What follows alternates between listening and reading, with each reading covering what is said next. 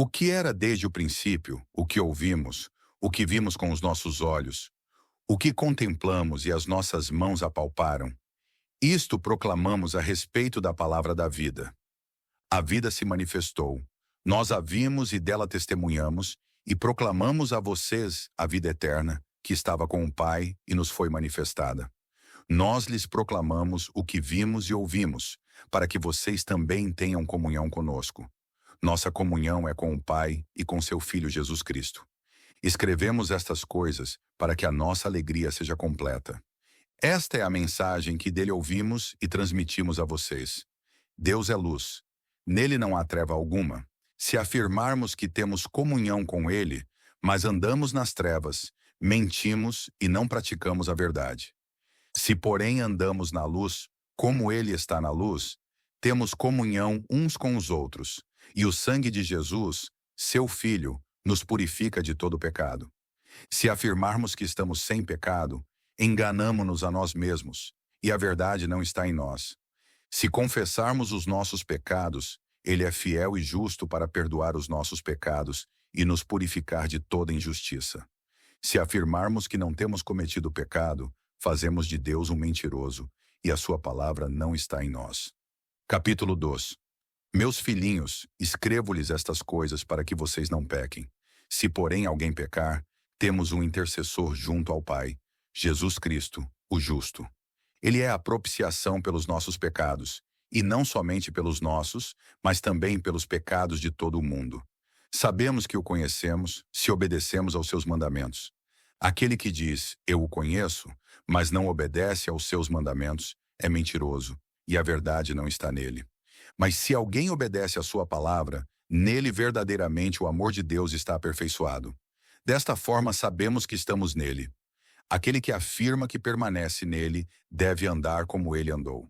Amados, não lhes escrevo um mandamento novo, mas um mandamento antigo, que vocês têm desde o princípio, a mensagem que ouviram. No entanto, eu lhes escrevo um mandamento novo, o qual é verdadeiro nele e em vocês, pois as trevas estão se dissipando e já brilha a verdadeira luz. Quem afirma estar na luz, mas odeia seu irmão, continua nas trevas. Quem ama seu irmão permanece na luz, e nele não há causa de tropeço. Mas quem odeia seu irmão está nas trevas e anda nas trevas. Não sabe para onde vai, porque as trevas o cegaram. Filhinhos, eu lhes escrevo porque os seus pecados foram perdoados, graças ao nome de Jesus. Pais, eu lhes escrevo porque vocês conhecem aquele que é desde o princípio. Jovens, eu lhes escrevo porque venceram o maligno. Filhinhos, eu lhes escrevi porque vocês conhecem o Pai. Pais, eu lhes escrevi porque vocês conhecem aquele que é desde o princípio. Jovens, eu lhes escrevi porque vocês são fortes, e em vocês a palavra de Deus permanece, e vocês venceram o maligno. Não amem o mundo nem o que nele há. Se alguém amar o mundo, o amor do Pai não está nele. Pois tudo o que há no mundo, a cobiça da carne, a cobiça dos olhos e a ostentação dos bens, não provém do Pai, mas do mundo. O mundo e a sua cobiça passam, mas aquele que faz a vontade de Deus permanece para sempre. Filhinhos, esta é a última hora. E assim como vocês ouviram que o anticristo está vindo, já agora muitos anticristos têm surgido. Por isso sabemos que esta é a última hora. Eles saíram do nosso meio, mas na realidade não eram dos nossos. Pois se fossem dos nossos, teriam permanecido conosco. O fato de terem saído mostra que nenhum deles era dos nossos. Mas vocês têm uma unção que procede do Santo, e todos vocês têm conhecimento. Não lhes escrevo porque não conhecem a verdade, mas porque vocês a conhecem e porque nenhuma mentira procede da verdade. Quem é o mentiroso, senão aquele que nega que Jesus é o Cristo? Este é o anticristo, aquele que nega o Pai e o Filho. Todo o que nega o Filho também não tem o Pai. Quem confessa publicamente o Filho, tem também o Pai. Quanto a vocês, cuidem para que aquilo que ouviram desde o princípio permaneça em vocês. Se o que ouviram desde o princípio permanecer em vocês, vocês também permanecerão no Filho e no Pai. E esta é a promessa que ele nos fez, a vida eterna. Escrevo-lhes estas coisas a respeito daqueles que os querem enganar. Quanto a vocês, a unção que receberam dele permanece em vocês, e não precisam que alguém os ensine. Mas como a unção dele recebida, que é verdadeira e não falsa, os ensina acerca de todas as coisas, permaneçam nele como ele os ensinou. Filhinhos, agora permaneçam nele para que, quando ele se manifestar, tenhamos confiança e não sejamos envergonhados diante dele na sua vinda. Se vocês sabem que ele é justo, saibam também que todo aquele que pratica a justiça é nascido dele. Capítulo 3. Vejam como é grande o amor que o Pai nos concedeu, que fôssemos chamados filhos de Deus, o que de fato somos. Por isso o mundo não nos conhece, porque não o conheceu. Amados, agora somos filhos de Deus, e ainda não se manifestou o que havemos de ser. Mas sabemos que, quando ele se manifestar, seremos semelhantes a ele, pois o veremos como ele é. Todo aquele que nele tem esta esperança, purifica-se a si mesmo, assim como ele é puro. Todo aquele que pratica o pecado transgride a lei. De fato, o pecado é a transgressão da lei. Vocês sabem que ele se manifestou para tirar os nossos pecados, e nele não há pecado. Todo aquele que nele permanece não está no pecado. Todo aquele que está no pecado não o viu nem o conheceu. Filhinhos, não deixem que ninguém os engane. Aquele que pratica a justiça é justo, assim como ele é justo. Aquele que pratica o pecado é do diabo, porque o diabo vem pecando desde o princípio. Para isso o Filho de Deus se manifestou, para destruir as obras do diabo. Todo aquele que é nascido de Deus não pratica o pecado, porque a semente de Deus permanece nele. Ele não pode estar no pecado, porque é nascido de Deus. Desta forma sabemos quem são os filhos de Deus e quem são os filhos do diabo. Quem não pratica a justiça não procede de Deus, e também quem não ama seu irmão.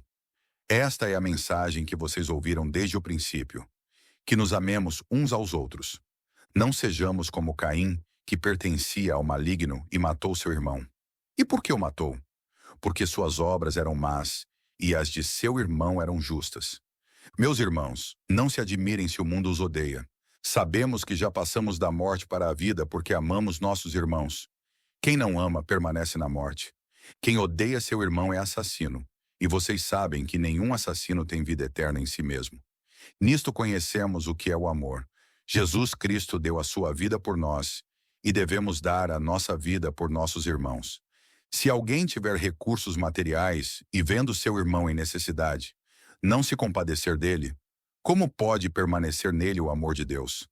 Filhinhos, não amemos de palavra nem de boca, mas em ação e em verdade.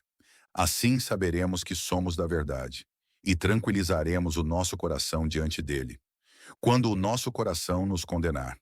Porque Deus é maior do que o nosso coração e sabe todas as coisas. Amados, se o nosso coração não nos condenar, temos confiança diante de Deus. E recebemos dele tudo o que pedimos, porque obedecemos aos seus mandamentos e fazemos o que lhe agrada. E este é o seu mandamento, que creiamos no nome de seu Filho Jesus Cristo, e que nos amemos uns aos outros, como ele nos ordenou. Os que obedecem aos seus mandamentos permanecem nele, e ele neles. Deste modo sabemos que ele permanece em nós, pelo Espírito que nos deu. Capítulo 4. Amados, não creiam em qualquer espírito, mas examinem os espíritos para ver se eles procedem de Deus, porque muitos falsos profetas têm saído pelo mundo. Vocês podem reconhecer o Espírito de Deus deste modo. Todo espírito que confessa que Jesus Cristo veio em carne procede de Deus, mas todo espírito que não confessa Jesus não procede de Deus. Esse é o espírito do anticristo, acerca do qual vocês ouviram que está vindo, e agora já está no mundo. Filhinhos, vocês são de Deus e os venceram, porque aquele que está em vocês é maior do que aquele que está no mundo. Eles vêm do mundo. Por isso o que falam procede do mundo, e o mundo os ouve. Nós viemos de Deus, e todo aquele que conhece a Deus nos ouve. Mas quem não vem de Deus não nos ouve. Dessa forma reconhecemos o espírito da verdade e o espírito do erro. Amados, amemo-nos uns aos outros, pois o amor procede de Deus. Aquele que ama é nascido de Deus e conhece a Deus. Quem não ama não conhece a Deus, porque Deus é amor. Foi assim que Deus manifestou o seu amor entre nós. Enviou o seu Filho unigênito ao mundo, para que pudéssemos viver por meio dele. Nisto consiste o amor. Não em que nós tenhamos amado a Deus, mas em que Ele nos amou e enviou seu Filho como propiciação pelos nossos pecados. Amados, visto que Deus assim nos amou, nós também devemos amar-nos uns aos outros. Ninguém jamais viu a Deus. Se nos amarmos uns aos outros, Deus permanece em nós, e o seu amor está aperfeiçoado em nós. Sabemos que permanecemos nele e ele em nós, porque ele nos deu do seu Espírito. E vimos e testemunhamos que o Pai enviou seu Filho para ser o Salvador do mundo. Se alguém confessa publicamente que Jesus é o Filho de Deus, Deus permanece nele e ele em Deus. Assim conhecemos o amor que Deus tem por nós e confiamos nesse amor. Deus é amor. Todo aquele que permanece no amor permanece em Deus, e Deus nele. Dessa forma, o amor está aperfeiçoado entre nós, para que no dia do juízo tenhamos confiança, porque neste mundo somos como ele. No amor não há medo. Pelo contrário, o perfeito amor expulsa o medo, porque o medo supõe castigo. Aquele que tem medo não está aperfeiçoado no amor. Nós amamos porque ele nos amou primeiro. Se alguém afirmar, eu amo a Deus, mas odiar seu irmão, é mentiroso. Pois quem não ama seu irmão, a quem vê, não pode amar a Deus, a quem não vê. Ele nos deu este mandamento: quem ama a Deus, ame também seu irmão.